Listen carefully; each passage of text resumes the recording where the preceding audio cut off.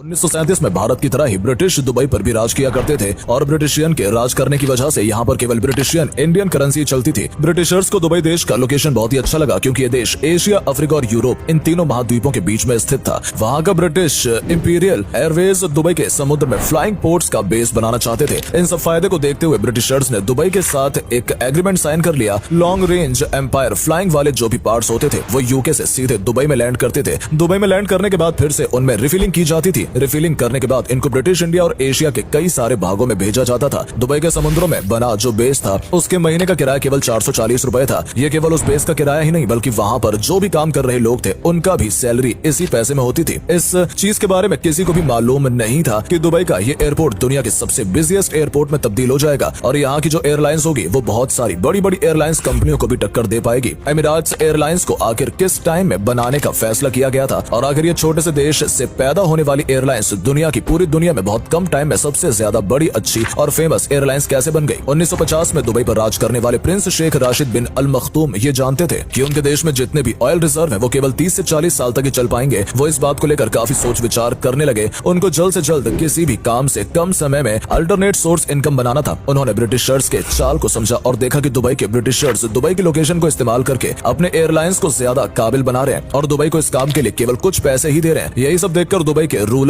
शेख राशिद बिन अल मखतूम ने 1959 में दुबई के एयरपोर्ट के कंस्ट्रक्शन को स्टार्ट करने का आदेश दे दिया। 1960 में दुबई एयरपोर्ट पूरी तरह से बनकर तैयार हो गया था। उस टाइम पर दुबई के एयरपोर्ट में केवल एक अपरान, एक छोटे से कमरे के जैसा दिखता टर्मिनल और एक रनवे बना हुआ था जो कि पक्का भी नहीं था। दुबई के एयरपोर्ट के रनवे को रेत को कंप्रेस करके बनाया गया था। इस रेत के रनवे पर केवल छोटे डगलस DC-3 जैसे एयरक्राफ्ट लैंड करने में सक्षम थे। 1965 में दुबई एयरपोर्ट के रनवे को पक्का बना दिया गया। उसके बाद इस पक्के रनवे पर लैंड करने वाला पहला एरोप्लेन मिडिल ईस्ट एयरलाइंस का कॉमेट था। हर एक साल के गुजरते दुबई के शासक दुबई के एयरपोर्ट में लेटेस्ट फैसिलिटीज लॉन्च कर दिया करते थे। 1969 में दुबई के एयरपोर्ट में 9 एयरलाइंस काम करने लगी थी जो कि 20 जगहों पर जाती थी और 1980 में दुबई एयरपोर्ट पर एक इंटरनेशनल स्टॉप ऑफर की तरह पूरे विश्व में फैलने लगा। दुबई एयरपोर्ट पर air India, Cathay Pacific, Singapore airlines और मलेशिया एयरलाइंस जैसे एयरलाइंस दुबई के एयरपोर्ट पर रिफ्यूलिंग के लिए रुकते थे। दुबई से पहले ये सब एयरलाइंस रिफ्यूलिंग के लिए पाकिस्तान के कराची इंटरनेशनल एयरपोर्ट पर रुकते थे और समय के साथ साथ कराची इंटरनेशनल एयरपोर्ट पर जितनी भी एयरलाइंस रुकती थी उनका सारा ध्यान अपनी तरफ कर लिया। उस टाइम पूरे मिडिल ईस्ट में कहीं भी जाने के लिए गल्फ एयर का इस्तेमाल किया जाता था जो कि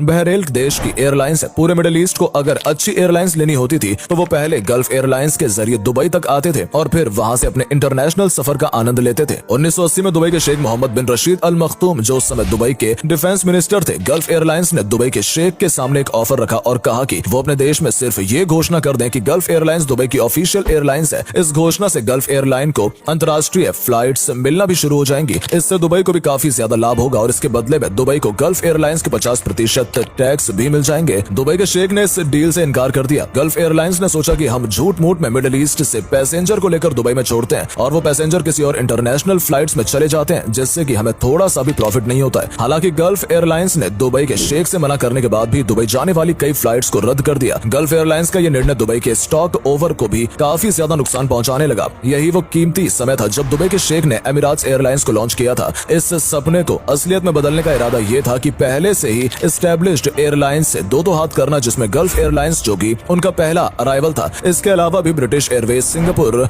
एयरवेज, लफ्टहैंसा, एयर इंडिया और एनएम एयरवेज ये सब बड़े बड़े नाम थे जिसके सामने एमिरेट्स को टिकना था। एमिरेट्स एयरलाइंस का इनके सामने टिकना जितना आपको मुश्किल लग रहा है उससे भी कहीं ज्यादा मुश्किल था उनके सामने टिकना। उस टाइम केवल एक बोइंग 737 एरोप्लेन की कीमत $25 मिलियन थी। इसके अलावा इसके काम करने वाले पायलट्स, क्रू मेंबर्स और हॉस्टेज को भी ट्रेन करना था, उसमें अलग से खर्चा लगता था। अगर कहा जाए कि दुबई उस समय में अपने एयरलाइंस पर 6 से 7 करोड़ डॉलर तक खर्च करता था तो कोई गलत नहीं होगा। और इतना पैसा खर्च करने के बाद भी क्या मालूम कि ये एयरलाइंस बड़े एयरलाइंस के सामने टिक ही ना पाए। यहाँ पर दुबई शेख ने अपना दिमाग लगाया और पाकिस्तान देश से मदद मांगी। पाकिस्तान ने अपने इंटरनेशनल एयरलाइंस PIA ने दुबई को 2 बोइंग 737 और 300 एरोप्लेन लीज में दे दिए, लेकिन इस बोइंग को एमिरेट्स एयरलाइंस के तौर पर रखा गया। हालांकि इसमें काम करने वाले पायलट, क्रू मेंबर और हॉस्टेज पिया ने ही अपने ओर से दे दिया था। इन प्लेन्स को तो एमिरेट्स के नाम पर ही चलाया जाता था लेकिन इसका पूरा मैनेजमेंट PIA करता था। इस सहयोग के लिए दुबई के शेख ने PIA को $1 करोड़ दिए, यानी कि जिस काम के लिए $7 करोड़ लगने वाले थे वो अब केवल $1 करोड़ में ही हो गया। एमिरेट्स की पहली फ्लाइट 25 अक्टूबर 1985 को दुबई से कराची तक ले जाई गई। कराची के बाद इस एमिरेट्स ने मुंबई, दिल्ली, कोलंबो, ओमान और कैरो जैसे बड़े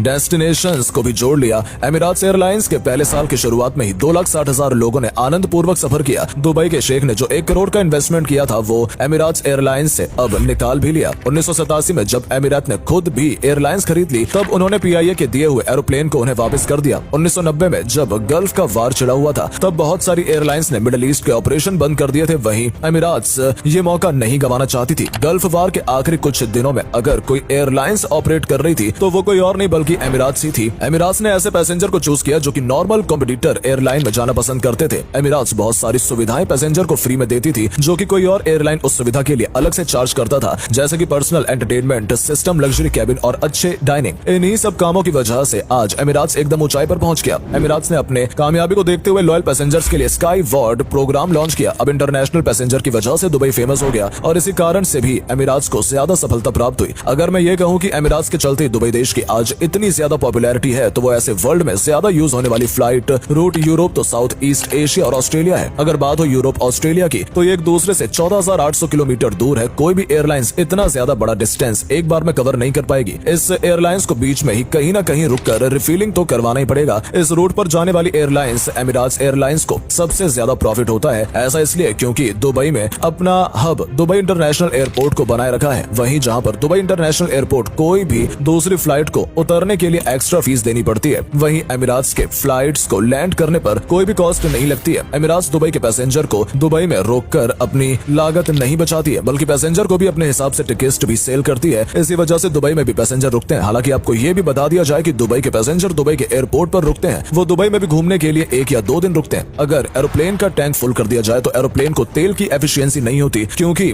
अगर एरोप्लेन में ज्यादा तेल भरा जाएगा तो उसे एरोप्लेन को ज्यादा वेट कैरी करना पड़ेगा, जिससे कि उनके इंजन पर ज्यादा दबाव पड़ेगा, जिसके कारण इंजन ज्यादा थ्रस्ट पैदा करने लगेंगे। इसकी वजह से ज्यादा फ्यूल कंज्यूम होता है। एमिराट्स एयरलाइंस का बेस यूरोप, अफ्रीका और एशिया के सीधे बीचों बीच में है। इसी कारण से एमिराट्स अपने प्लेन्स के टैंक को कभी भी फुल नहीं करते हैं। इससे इनको ज्यादा अच्छी फ्यूल एवरेज भी मिल जाती है। एमिराट्स वाले अपने पैसेंजर्स को दुबई एयरपोर्ट पर 1 घंटे रोककर अपने तेल की भी ज्यादा बचत कर लेते हैं। इसके अलावा अगर कोई दूसरी एयरलाइंस की प्लेन दुबई में रुकने की कॉस्ट को बचाती है तो उन्हें अपने प्लेन में जबरदस्ती दुबई का एक्स्ट्रा तेल डलवाना पड़ता है। इससे इनकी इकोनॉमी की ऐसी तैसी हो जाती है। एमिराट्स की सक्सेस के पीछे न केवल उनकी सर्विस ही नहीं बल्कि एक ऐसी स्ट्रेटेजी भी है जो उन्होंने कई सालों तक दुनिया से छुपाए रखी थी। एयरबस A380 आज के समय में दुनिया की सबसे बड़ी कमर्शियल जेट है। ये केवल एक बार में 850 पैसेंजर को एक जगह से दूसरी जगह तक पहुंचा सकता है। लेकिन हैरानी की बात यह है कि जो कोई भी एयरलाइंस इस एयरबस A380 को यूज कर रहे हैं वो इस एरोप्लेन में लाभ नहीं कमा पा रहे हैं। केवल एक ही एयरलाइंस ऐसी है जो एयरबस A380 से प्रॉफिट कमा पाती है और वो है एमिराट्स एयरलाइंस। यहाँ तक कि ऐसा भी माना जाता है कि सिर्फ एमिराट्स एयरलाइंस इस एयरबस A380 को प्रॉफिटेबल बनाती है। जो अब तक बात यह आती है कि आखिर एमिराट्स ऐसा क्या करती है जो बाकी दूसरी एयरलाइंस नहीं कर पाती है। ये राज एमिराट्स एयरलाइंस ने कई सालों तक किसी को नहीं बताया, लेकिन जब कोविड महामारी आई तब फ्रांस के मैं अपने एयरबस A380 को रिटायर करने का निश्चय लिया। इस अवसर को पाते हुए एमिराट्स के CEO ने कहा कि फ्रांस को 10 एयरबस A380 नहीं खरीदनी चाहिए थी क्योंकि इसमें यूनिट मेंटेनेंस कॉस्ट बढ़ जाती है। एयरबस A380 एक बहुत ही बड़े एरोप्लेन है जो कि एक बार में बहुत ज्यादा पैसेंजर को कैरी कर सकता है। वहीं दूसरी तरफ बारी आती है इस एरोप्लेन का मेंटेनेंस कॉस्ट। एमिराट्स के पास आज के टाइम में 119 एयरबस A380 है और वो भी एकदम सेम मॉडल के।